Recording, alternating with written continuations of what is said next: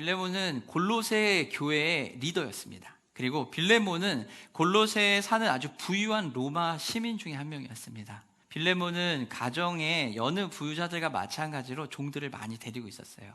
이 빌레몬이 골로새 지역에 살아가고 있던 시절에 바울이 에베소에서 선교하던 중에 만나게 됩니다. 만나서 바울이 이 빌레몬에게 복음을 전하게 돼요. 복음을 전하게 돼서 예수님을 영접하게 된 빌레몬은요, 그 후에 바울의 동역자인 에바브로와 빌레몬이 함께 합력해서 골로새에 가정교회를 세웁니다. 그리고 이 골로새 가정교회에서 이 빌레몬은 리더로서 아주 충실하게 그 일들을 잘 감당을 하고 있던 종이었습니다. 아주 훌륭한 리더였어요. 당시 빌레몬은 로마의 어느 가부장과 마찬가지로 종이 많이 있었어요. 부유했기 때문에 종들이 많이 있었는데요, 그 중에 한 명이 바로 오늘 등장하는 오네시모입니다. 이 오네시모는 어느 날 빌레몬의 가정에서 탈출을 감행을 합니다. 무슨 일이 정확하게 벌어졌는지는 알지는 못하지만 빌레몬과 오네시모 사이에 문제가 발생했다는 것만은 확실해요. 그래서 오네시모는 빌레몬을 피해서 도망을 갑니다. 추측하기로는 물질적인 손해를 입혔다라고 얘기를 하는데요, 그래서 결국 오네시모는 자신이 도망을 가고 난 후에 상황이 더 좋아지거나 상황이 변하지 않아서 이것을 해결하기 위해서 도움을 요청을 합니다. 그게 바로 누구였냐면 수감 중에 있던 바울에게 도움을 요청을 합니다. 수감 중에 있던 바울을 찾아간 오네시모는요, 바울을 만나서 바울과 대화를 하고, 그리고 바울과 이야기하면서 바울을 통해서 오네시모는 복음을 받아들이게 되고 예수님을 영접하게 됩니다. 그 후에 이 오네시모는 감옥에 수감되어 있는 이 바울을요, 물심령 열심히 정성을 다해서 돌보게 됩니다. 열심히 돌보면서 교제를 하고 관계를 맺으면서 바울과 오네시모가 잘 지내고 있었어요. 그런데 은혜를 받고 나니 예수님 안에서 다시 새롭게 태어나 거듭난 이 오네시모와 그리고 오네시모를 교육하고 양육하고 영적 아버지로 있는 이 바울에게 있어서 하나님의 은혜 안에 지내다 보니 한 가지 문제가 발생을 했습니다. 도망가거나 이런 게 아닙니다. 이번에 기존에 있던, 숨겨져 있던 그 문제가 드러난 겁니다. 오네시모는 주인인 빌레몬의 눈을 피해서 도망쳐 나온 노비였어요. 종이었어요. 그러면 이 오네시모에게 있는 제일 큰 아킬레스건과 문제는 뭘까요? 노예의 신분으로 종으로서 도망을 쳤다라는 거예요. 바울도 이것을 알았다라는 겁니다. 그래서 바울과 오네시모는 이 문제를 해결해야만 되는 상황이었어요. 종인데 이 주인을 탈출한 종을 해결을 해야 되는 겁니다. 자, 여러분이라면은 이 상황에서 어떻게 하시겠습니까? 나는 이미 도망쳐 나온 상태고, 근데 나는 예수님을 믿었어요. 그래서 나의 문제점이 발견된 거예요. 이거를 해결을 해야 돼요. 근데 이거를 해결하기 위해 제일 확실한 방법은 뭐가 될까요? 주인인 빌레몬이 어떻게 해요? 용서해 주면 돼요. 주인이 빌레몬 용서를 해주면 됩니다. 그러려면 오네시모가 어떻게 해야 될까요? 주인을 찾아가야 돼요. 바울과 오네시모는 그걸 너무 잘 알았어요. 그래서 바울은 오네시모를 보내기로 합니다. 보내면서 그냥 보낼 수가 없어서 어떻게 하냐면 편지 한 통을 써서 보냅니다. 편지 한 통을 써서 보내는데 이 편지가 빌레몬에게 쓰는 이 바울의 이 편지는 바울에게 있어서 굉장한 부담을 안고 쓸 수밖에 없는 편지였어요.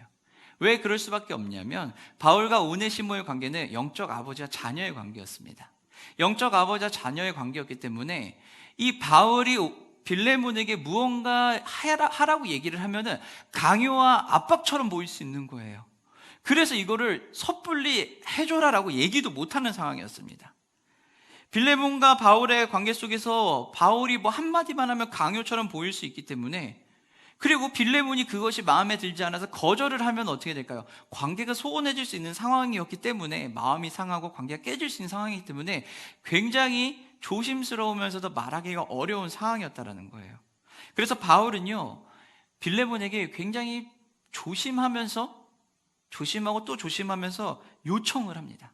무엇을 요청하냐면 오네시모를 받아줄 것을 요청을 하는 거예요. 근데 이 빌레몬에게 요청한 바울의 요청이 쉬운 요청이 아니었어요. 굉장히 부담스럽고 힘든 요청이었습니다. 왜냐하면 단지 받아주는 걸로 끝나는 게 아니라 바울은 뭐라고 얘기하냐면 얘가 종이었잖아.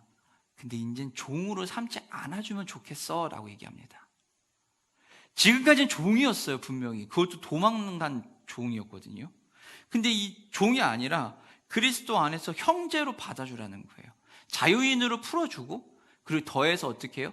가족처럼 받아주라고 지금 바울은 빌레몬에게 요구하고 있었다는 거예요. 빌레몬이 이 이야기를 들었을 때 빌레몬은 굉장히 힘들고 불편할 수 있던 상황이에요. 마찬가지로 바울도 이 상황을 얘기하는 게 결코 쉽지가 않았어요. 너무너무 조심스러울 수밖에 없는 상황이었다는 겁니다. 그래서 바울은요, 빌레몬에게 편지를 쓰면서 빌레몬에게 조심한다라는 것을 굉장히 여러 가지 그 장치를 통해서 표현을 하면서 조심스럽게 편지를 씁니다. 인사말 부분에서 바울은 빌레몬에게 이야기한 게 뭐냐면은 사랑 때문에 많은 기쁨과 위로를 받았고 성도들 또한 마음의 쉼을 얻었다라고 하면서 빌레몬이 지금까지 얼마나 훌륭한 그리스도인으로서 하나님 안에서 은혜 가운데 행했는지를 쫙 설명을 해요. 그리고 그것이 과거에 끝난 게 아니라 앞으로도 미래에도 그 일들이 계속해서 이루어질 거야. 왜냐면 네가 그렇게 훌륭한 사람이니까, 네가 은혜 가운데 잘 지내왔으니까 잘 할 거야 라고 하면서 기대하는 마음으로 편지를 씁니다. 그러면서 바울이요, 본격적으로 빌레몬에게 이제 요청을 하기 시작합니다. 본문 8절에 보면은 시작을 어떻게 하냐면요, 이러므로 내가 그리스도 안에서라고 얘기를 해요. 이러므로라고 하는 이 접속사는요, 무엇을 얘기하냐면 바울이 감사와 찬양을 올렸던 그 빌레몬의 그 모든 그리스도 안에서 행했던 믿음의 실천들, 이것에 근거해서 내가 이제부터 하나님 안에서 너에게 요청을 하겠다라고 얘기하는 거예요. 그냥 요청하는 게 아니라 너가 이런 사람이니까 내가 요청을 할 수 있는 거야 라고 얘기하는 거예요. 바울의 부탁은요, 빌레몬의 삶을 이제는 더 의미가 있고 더 윤택하게 만들어줄 만한 거야 라는 것을 바울은 빌레몬에게 이 이러므로 라고 하는 단어를 사용함으로 인해서 표현을 하기 시작한 거예요. 즉 바울의 부탁은 오네시모를 용서해 주라라고 얘기하는 부분도 있지만, 그러나 이게 모든 게 아니라 빌레몬의 삶에도 똑같이 하나님의 은혜가 더 커질 것을 알기 때문에 요청한다라고 하면서 궁극적으로는 빌레몬에게 미칠 유익에 대해서 나는 얘기하고 싶어 라고 하면서 바울은 얘기하는 거예요. 그 하나 해결해야 되는 그 중에 하나가 바로 오네시모의 문제라는 겁니다. 바울은 자신의 목적을 이루기 위해서 그냥 막무가내로 오네시모를 용서해, 그리스도 안에서 너가 용서해주면 좋겠어라고 얘기하는 게 아니에요. 왜 이것을 해야 되냐? 이것이 바로 그리스도 안에서 너의 삶이 더욱더 윤택하고 의미가 있어지고 더 주님 안에 잘 사는 방법이야 라는 것을 얘기하는 거예요. 오네시모는 바울에게 있어서 지금 감옥에 있는 바울에게 있어서 가족과 같은 자였어요. 모든 것을 다 수발을 했습니다. 바울이 지금 나이가 상당히 많은 상태거든요. 상당히 많기 때문에 도움이 필요한 상태였어요. 그리고 바울이 감옥에 갇혀 있는 동안에 주변에 사람들이 다가오지 많이 못했거든요. 그래서 진짜 힘들게 있을 때 이 오네시모가 정성껏 돌봤던 거예요. 그리고 이 오네시모를 바울을 돌보는 과정 속에서 바울은 복음을 어떻게 해요? 오네시모에게 전합니다. 그리스도의 복음을, 십자가를 전달을 해요. 그래서 감옥에서 이 오네시모는요, 예수님 영접을 하게 됩니다. 영접을 하게 되고 바울이 오네시모로 하여금 예수님께 충성할 수 있도록, 예수님께 충성하며 삶을 살아갈 수 있도록 잘 이끌어줬어요. 잘 이끌어주고 있는 상황에서 이제 오네시모에게 남겨져 있던 마지막, 하나님의 백성으로 삶을 살아가는 데 있어서 마지막 해결해야 되는 이 한 가지 문제를 해결해야 된다는 것을 알고 그것을 해결하기 위해서 편지와 함께 오네시모를 보내는 겁니다.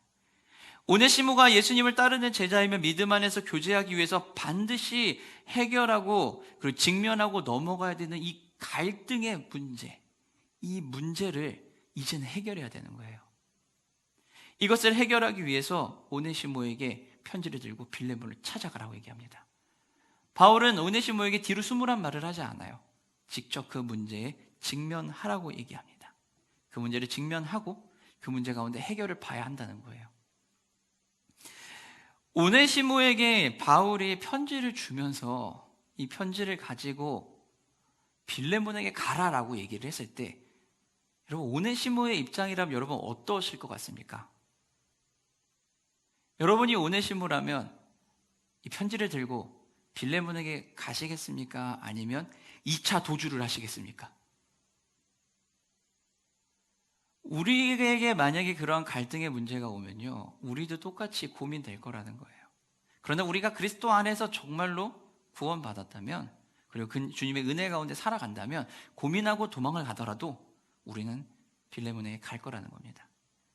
오네시모가 겪었던 이 갈등은요, 아마 상상하지도 못했을 그런 갈등이었을 거예요. 갈등의 순간에 우리는 문제를 해결을 해야 돼요. 갈등의 순간에 문제를 해결하지 못하면요, 우리는 이 갈등 때문에 스트레스 받아 죽을 수도 있어요. 진짜로. 사람 사이에 갈등이 없을 수는 없습니다.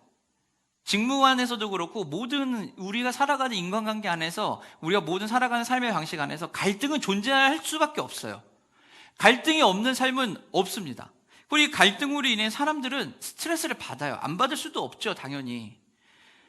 개인적인 관계에서 갈등과 공적인 관계에서 갈등이 다 벌어지게 되는데, 이 공적인 관계에서 벌어지는 스트레스는요, 그래서 조금 덜해요. 왜냐하면은 이 공적인 관계에서의 갈등은 해결이 조금 용이합니다. 기준이 있으니까요. 만약에 우리가 또한 서비스를 받았는데, 내가 이용해 된 서비스를 받았는데 그 서비스가 잘못됐어요. 그럼 어떻게 될까요? 우리는 그 회사에 전화를 하면 돼요. 전화를 해서 보상을 해달라고 하면 되고, 그 보상을 해결하는 과정 속에서 어떻게 해요? 회사의 규칙과 원칙에 따라서 그 기준에 따라가지고서는 해결을 하면 돼요. 저는 거기에 맞춰가지고 보상을 받으면 되고, 회사는 거기에 맞춰서 하면 되고, 그것이 합당하지 않다고 하면 더 요구를 할 것이고, 그러면 그 상황에 맞춰서 또 회사는 또 해결을 해줄 거예요. 공적인 부분에서는요, 어쩌면 스트레스를 받긴 하지만 기준이 있기 때문에 해결이 조금 더 수월하고 용이합니다. 그런데 개인적인 문제로 넘어와 볼게요. 개인적인 문제로 넘어오면 어떻게 되죠? 굉장한 스트레스예요. 왜 스트레스를 받을 수밖에 없을까요? 기준이 없어요. 여러분, 인간관계를 한번 생각해 보세요.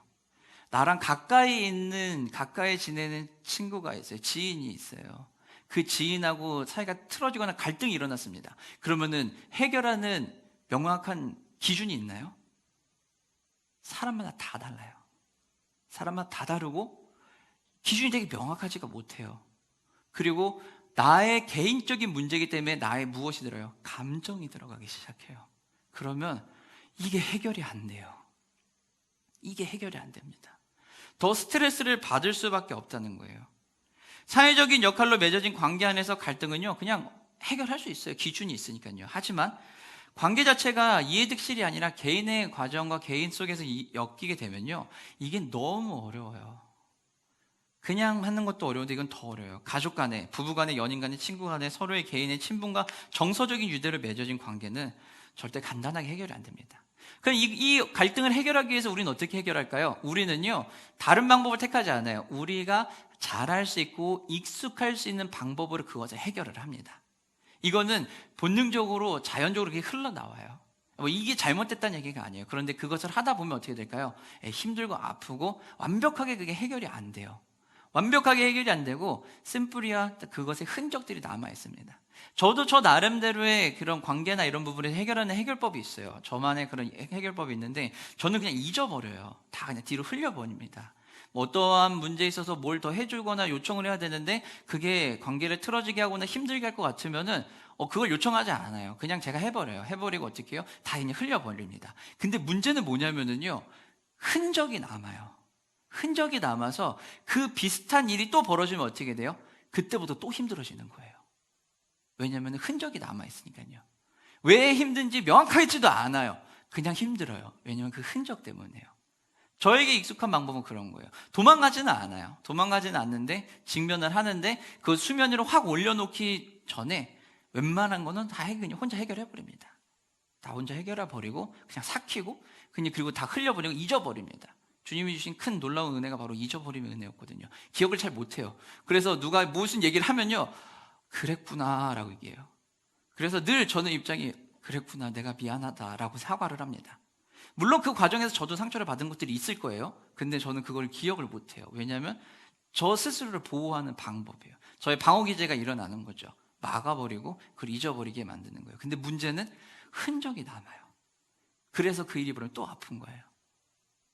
갈등을 해결하는 방법은 이렇게 모두가 다 방법이 있어요. 자신만의 그런 방법들이 다 있다라는 겁니다. 사람들이 여러 가지 문제를 겪으면서 나름대로 문제를 대응하고 하는 방식이 있어요. 그것을 바꿔가지고 한다는 것이 굉장히 어렵고 힘들어요. 오네시모는 자기가 처음에 문제가 발생했을 때 선택했던 방법은 무엇이죠? 도망이었어요. 근데 그 도망은 어떻게 해요? 결코 옳은 방법이 아니었다는 거예요.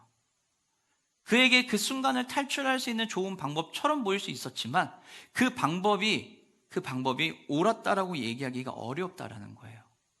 오네시모는 그것을 알았어요. 그렇기 때문에 탈출할 수 있는 두 번째 기회가 왔을 때 오네시모는 탈출이 아니라 직구를 던지면서 그 문제에 직면을 하게 됩니다.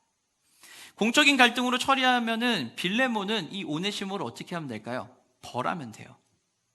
빌레몬은 당시 로마의 법에 의하면요, 빌레몬에게는 어마어마한 권한이 있었어요. 어떤 권한이냐면 도망간 종이 돌아온 거잖아요. 얘를 죽여도 되고 뭐든지 해도 돼요.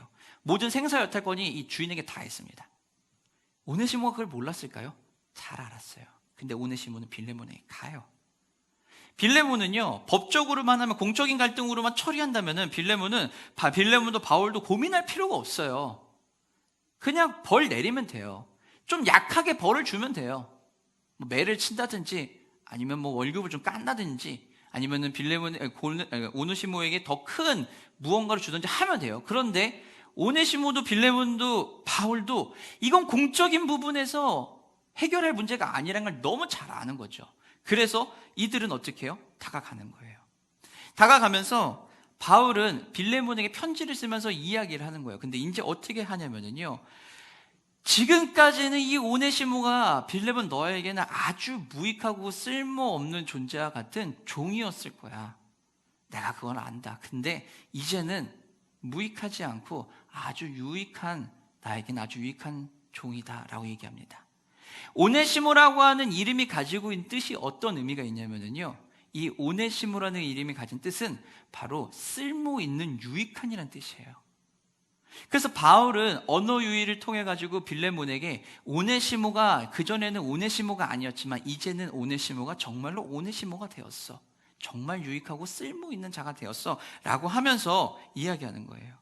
무익하면 노예였던 오네시모, 그러나 예수 안에서 그리스도를 영접함으로 인해서 그는 이제 진짜로 오네시모, 유익하고 쓸모 있는 존재가 되었어.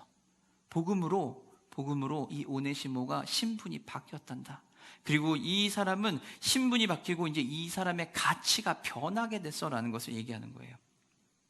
복음은 가치를 역전시킵니다.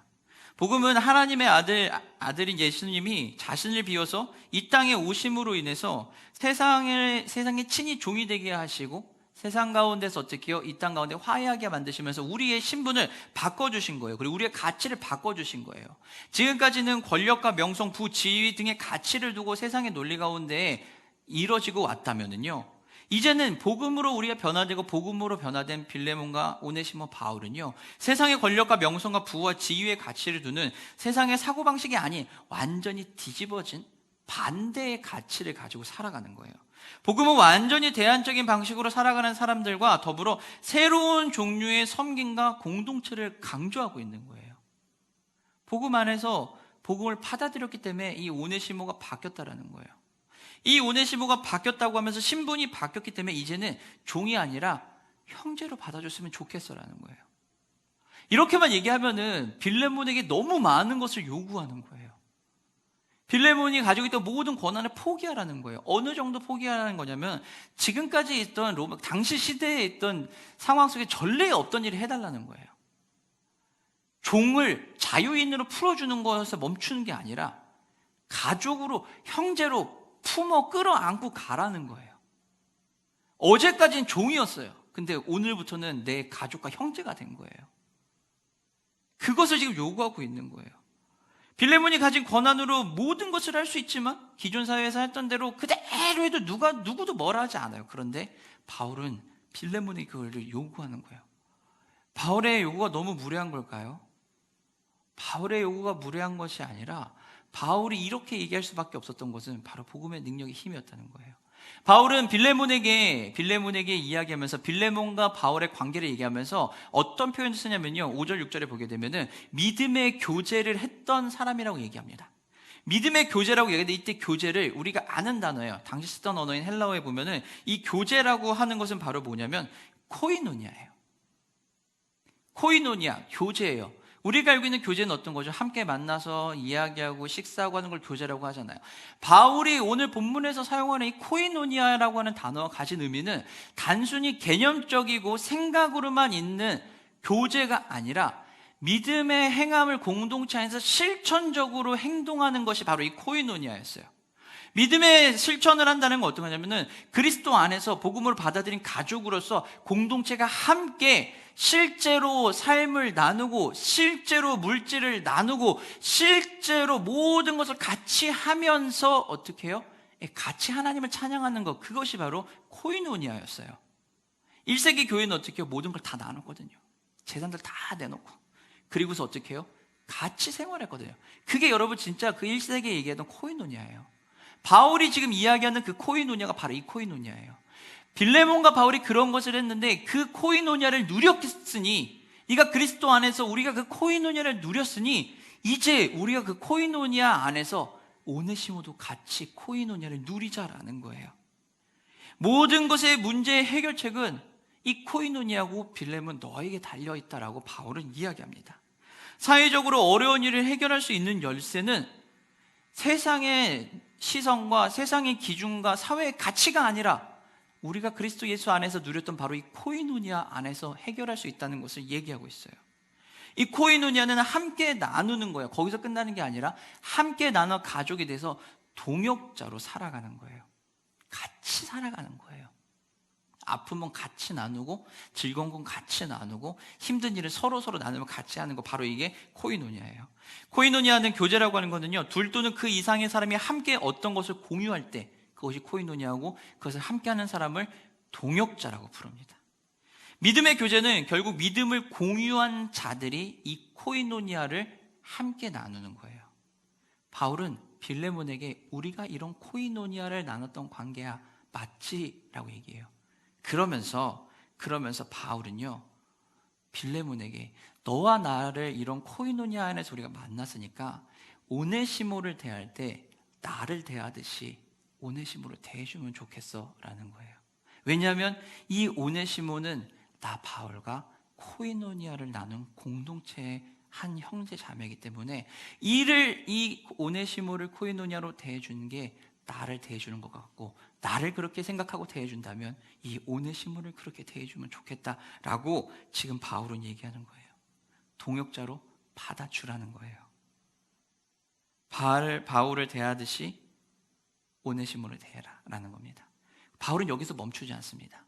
바울은 여기서 멈추지 않고 오네시모와 빌레몬을 화해시키기 위해서 중재자의 역할로 뛰어 들어갑니다. 뛰어 들어가서 거기에서 무엇을 하냐면은 빌레몬에게 얘기해요.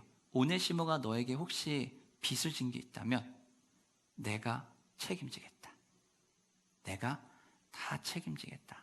그 모든 빚을 나 바울에게 넘겨라. 내가 오네시모의 모든 것을 책임지겠다라고 얘기해요. 화해를 시키는 장면에서 빌레몬과 오네시모 사이에 바울이 들어가서 중재자로서 역할을 하는 거예요. 바울이 보여준 복음의 본질은 바로 이 화해였어요. 근데 이 화해를 바울이 뭔가 탁월하기 때문에 할 수 있는 게 아니라 그리스도 안에서 하나님이 이 세상과 우리 사이에 어떻게 해요? 중재자로 오셨기 때문에, 우리가 그 화해의 대상이 되어 주었기 때문에, 된 경험이 있기 때문에 할 수 있었다는 거예요. 고린도후서 5장 19절 말씀 우리 한번 보도록 하겠습니다. 곧 하나님께서 그리스도 안에 계시사 세상을 자기와 화목하게 하시며 그들의 죄를 그들에게 돌리지 아니하시고 화목하게 하는 말씀을 우리에게 부탁하셨느니라. 고린도후서 5장 19절에서는 뭐라고 이야기한다고요? 그리스도 안에서 어떻게 우리로 화목하게 만들어주고 화목하라고 얘기하는 거예요. 예수님이 이 땅에 오셔서 우리와 하나님과의 사이에 어떻게 해요? 하나님과 나 사이를 어떻게 해요? 깨어져 있던 그 사이를 예수님이 오셔서 화해시켜 주셨거든요.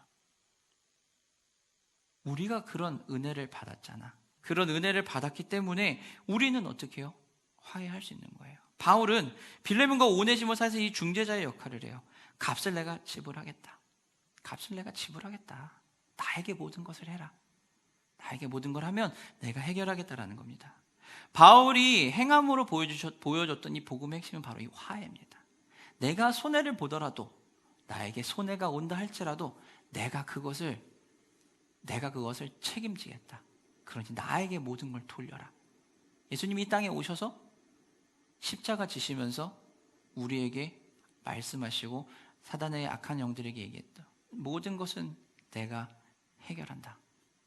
내 뒤에 있어라 라고 얘기하셨던 그 주님이 우리에게 하셨던 그 말씀이 바울이 똑같이 그 모습을 보여주고 있다는 거예요. 바울은 어떻게 그 일을 행할 수 있었을까요? 바울도 화해를 예수님의 은혜로 복음 안에서 화해를 경험했기 때문에 가능했어요. 바울이 다메섹 도상에서, 사도행전 9장에 보면 다메섹 도상에서 바울이 회심을 하게 됩니다. 회심을 하고 난 후에 3일 동안 눈이 가려져 있다가 아나니아를 통해 가지고서 어떻게 해요? 눈이 뜨게 되고, 그 후에 바울은 거리에 나가가지고 복음을 전합니다. 그리고 바울이 한 가지 바람이 있었죠. 뭐가요? 예루살렘 교회의 사람들과 동역자들과 함께 같이 교제하고 싶었어요. 근데 누구도 바울을 받아주지 않았어요. 우린 너를 믿을 수가 없어 라고 하면서 아무도 받아주지 않았어요. 그때 바울이 그 공동체 안에 들어갈 수 있도록 중재 역할을 해준 사람이 한 명 있죠. 바로 누구예요? 바나바였어요. 바나바를 통해서 바울도 그 회복을, 화해를, 중재의 역할을 경험했던 거죠. 사도행전 9장 26절과 28절 말씀입니다. 사도행전 9장 26절에서부터 28절 말씀을 한번 보도록 하겠습니다. 사울이 예루살렘에 가서 제자들을 사귀고자 하나 다 두려워하여 그가 제자됨을 믿지 아니하니 바나바가 데리고 사도들에게 가서 그가 길에서 어떻게 주를 보았는지와 주께서 그에게 말씀하신 일과 다메섹에서 그가 어떻게 예수의 이름으로 담대히 말하였는지를 전하니라. 사울이 제자들과 함께 있어 예루살렘에 출입하며, 바울이 바나바를 통해서 화해를 경험한 거예요. 하나님의 은혜를 누린 거죠. 하나님의 은혜를 누려본 경험이 있기 때문에 바울은 중재의 자리에 들어갈 수 있는 거예요. 코이노니아 안에서 우리가 발견해야 되는 우리의 모습은 바로 이 화해와 중재하는 이 모습이에요. 오네시모, 빌레몬 모두 그리스도 복음 안에서 동등한 존재라는 거예요. 예수 안에는, 그리스도 안에는 누가 더 탁월하고 누가 더 대단하고가 아니라 언제든지 그것들을 해결할 수 있는 거예요. 모두 용서가 필요한 존재라는 거예요. 복음 안에서 우리 모두는 하나님 안에서, 복음 안에서 용서를 받아야 되는 존재예요. 용서를 받아야 했던 존재인데 그 용서를 우리가 받는다라는 것이 우리가 가족됐다라는 뜻이라는 거예요. 하나님 안에서 누구도 더 잘났다, 못났다가 아니라는 거예요. 바울보다 더 확실한 중재자인 예수님이 하나님과 우리 사이에서 어떻게 해요? 중재 역할을 하고 계세요. 바울보다 더 완벽하신 한 예수님께서 중재자의 역할을 하고 계신다는 거예요. 바울은 그리스도의 중재하심의 경험을 통해 깨어지고 상처나서 합쳐지기 어려운 오네시모와 빌레몬의 관계를 해결했어요. 두려움에 떠는 오네시모를 격려했고요. 불편하고 힘들 수 있는 빌레몬을 위로했어요. 복음 안에서 그 일들이 가능했다는 거예요. 그리스도 안에서 하나님과 화해한다는 것은요, 바로 이런 모습이에요. 그리스도 안에서 하나님 안에서 화해한다는 것은요, 내가 누군가를 용서한다는 것이 아니라 내가 화해의 대상이 돼서 내가 용서받는다는 거예요. 우리 안에는 무너진 관계들이 다 있어요. 내 안에 무너지고 깨어진 관계들이 있습니다. 내 안에 아픈 상처들이 있어요. 내 안에 숨겨져 있던 갈등들이 있어요. 이 갈등의 모든 것들, 내 안에 있는 모든 문제들이 어떻게 해요? 바로 그리스도 안에서 해결이 될 거라는 거예요. 나와 갈등이라고 하는 그 사이에, 내가 직면하고 있는 갈등이라고 놓여있는 이 녀석과 나 사이에 예수님이 들어오시면은 이 갈등과 내 사이가 어떻게 화해가 됨으로 인해서 내가 그 갈등에서 어렵지 않다라는 거예요. 주변에 있는 사람을 바라봤을 때 우리의 눈과 시선으로 보면은 진짜 너무 화나고 짜증나고 어떻게 저럴 수 있지라는 생각이 들 수 있어요. 그런데 그 문제, 나를 불편하게 하는 그 문제와 나 사이에 복음이 들어가서 그 상황을 보면 그거를 못 받아들일 수가 없다는 거예요. 우리는 감당할 수 있다는 거예요.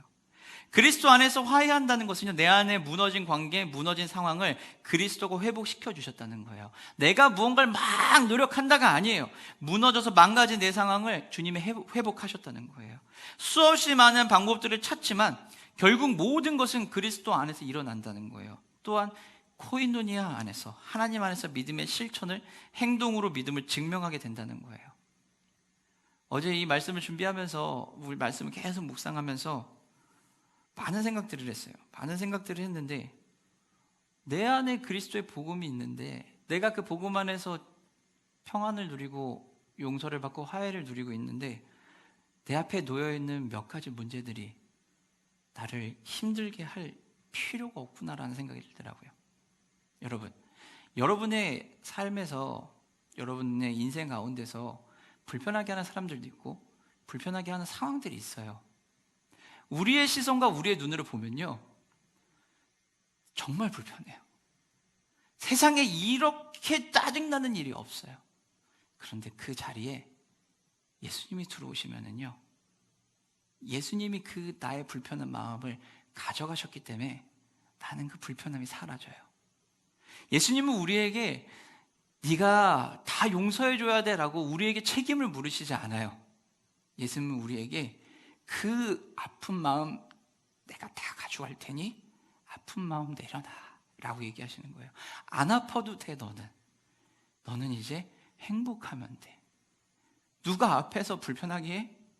그 사람 나를 통해서 봐봐. 그게 뭐가 큰 대수야. 내가 너를 품어줬는데, 내가 너의 아픔을 가져왔는데 왜 계속 아프니? 라고 우리 주님께서 얘기하신다는 거예요. 내가 그리스도 안에서 복음 안에서 새 가족이 되었다면요, 나도 다른 그 화해의 자리에서 믿음의 행함을 할 수 있어요. 우리는 그 중재자의 자리에 안 가도 돼요. 예수님이 그 중재자의 자리에 계시니까요. 우리는 그 중재자의 자리에 계신 예수님을 통해서 믿음으로 행동하면 돼요. 이제 받아들이고 내 모습이 그러지 않아도 되는 거라는 것을 인정을 하고, 그리고 억울할 수 있는 상황에도 그냥 흘려보내줄 수 있는 거예요. 손해보는 상황이 와도 그냥 흘려보내줄 수 있는 거예요. 미안하다고 사과하는 게 너무 싫은 상황이 와도 가서 얘기할 수 있는 거예요. 내가 미안했어 라고. 내가 미안했어. 내가 아팠지만 너를 용서해 줄 게가 아니에요. 내가 나의 그 모습으로 너가 아파했을 걸 생각하니 내가 미안하다라고 하는 거예요.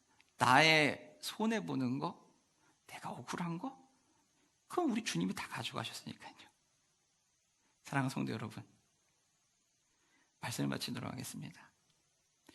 무익함과 유익함의 사이에서 우린 유익함을 선택할 거예요. 근데 그 선택이 무엇을 기준으로 하냐는 거예요. 믿음의 실천은요, 그리스도께 내가 해야 하는 모든 것들을 중재의 자리에 그리스도를 모시고 그분에게 모든 걸 내어드리는 거예요. 십자가에서 그분이 우리를 대속의 희생의 제물로서 우리를 위해 죽으셨어요. 예수님께서 이 땅에 크리스마스에 오신 이유는 다른 것 때문이 아니에요. 세상과의 화해도 너무 중요하고 하나님 나라 백성 모두를 구원하시는 게 너무 중요하지만 그 안에 제일 중요한 건 여러분 한 명 한 명 바로 나 자신이에요. 하나님이 우리에게 하시는 말씀은 내가 이 땅에 옴으로 인해서 너희들의 마음에 있는 아픔, 갈등, 속상함, 억울함, 내가 그거를 다 가져가고 화해시켜 줄게. 크리스마스를 기다리는 우리는 그 은혜를 누리는 거예요. 주님이 오실 때까지 그 일이 해결 안 된 게 아니라 25일이 딱 되면은 구원받았어가 아니라 2000년 전에 끝난 그 사건이기 때문에 우리는 그걸 너무 잘 알기 때문에 그 일이 지금도 내 안에서 이루어지고 있기 때문에, 그리고 먼 훗날 주님이 이 땅 가운데 재림하시면 우리의 삶이 바뀔 걸 알기 때문에, 그날의 은혜를 내가 알기 때문에 지금부터 그 은혜를 누릴 수 있는 거예요. 답답하고 아프고 힘든 것들 왜 없겠습니까? 근데 여러분, 그 부족한 모습들을 그리스도로 보시면 그리스도가 하시는 것들이 보일 거예요. 제가 잘해서 저를 잘 봐주세요가 아니라 저의 부족함을 들어서 하나님이 하시는 게 보일 거예요. 여러분, 가정에서 아픈 사람들 있잖아요. 내가 바라보기 너무 아픈 지체들 있잖아요. 그들을 내 눈으로 보면은 환장하죠. 미쳐버리죠 진짜. 그런데 예수님의 눈으로 내 가족을 보세요. 예수님의 눈으로 내 주변에 있는 동료들을 보세요. 그러면 우리는 기쁨과 감사로 순종의 삶을 살 수 있을 겁니다. 무익함과 유익함 사이에 유익함을 선택한다는 것은요, 그리스도가 이 땅에 오셔서 모든 것을 해결하심으로 나를 유익하게 여겨주셨다라는 것을 내가 수용하고 받아들이면서 살아가는 거예요. 하나님이 나를 받아주시고 은혜로 값없이 사랑하셨음을 깨닫게 된다면 비로소 내면의 기쁨과 감사로 그분께 순종하는 삶을 시작할 수 있어요. 종교라고 하는 것은 바깥에서 우리의 내면을 강요해요. 하지만 우리 기독교는 종교가 아니에요. 우리 기독교 복음은요, 우리 안에서 바깥으로 흘러나오게 만들어요. 우리가 뭘 하지 않아도 돼요. 우리 안에 그게 넘쳐나니까요. 우리가 뭘 하려고 노력하지 않아도 돼요. 우리 안에 그 기쁨이 넘쳐나니까요. 그럼 사랑하는 성도 여러분, 하나님의 가족된 은혜, 주님의 복음을 받아들인 우리의 은혜, 그것이 내 상황에서 이겨내고 내 상황을 견뎌내고 내가 은혜 가운데 살아가는, 크리스마스에 주님이 오심을 기다리며 나아가는 우리의 마음.